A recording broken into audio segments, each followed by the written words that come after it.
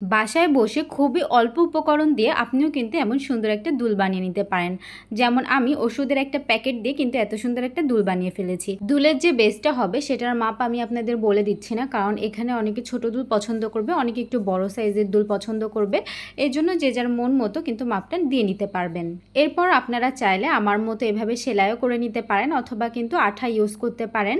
অনেক সময় দোকানে কিন্তু কাপড়ের আঠাগুলো কিনতে পাওয়া যায়, সেটা কিন্তু ইউজ করতে পারেন ইজিলি, কারণ এটা একটু ঝামেলার হয় আর আঠা দিয়ে করলে একটু সহজ হয়। আমি আঠাটা খুঁজে পাচ্ছিলাম না, যার কারণে কিন্তু আমি এই প্রসেসটা ইউজ করেছি। তো আপনারা চাইলে কিন্তু খুব সহজে এই প্রসেসটাও ইউজ করতে পারেন। সত্যি কথা বলতে এই কাজটা আমি 2 দিন ধরে করেছি, যেটা আপনাদেরকে আমি 1.5 মিনিটের ভিডিওতে দেখাচ্ছি।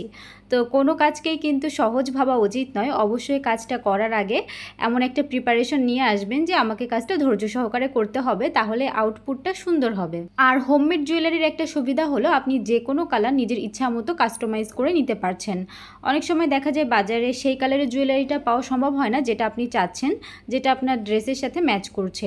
সেক্ষেত্রে আপনি কিন্তু বাজার থেকে কাপড় কিনে এনে আপনি নিজের মতো করে বানিয়ে নিতে পারছেন। যাই হোক, এই দুলটা কেমন লাগলো অবশ্যই কিন্তু আপনারা কমেন্ট করে জানাবেন। আর আমি আসলে অনেক দুঃখিত যে আমি রেগুলার ভিডিওগুলো দিতে পারছি না।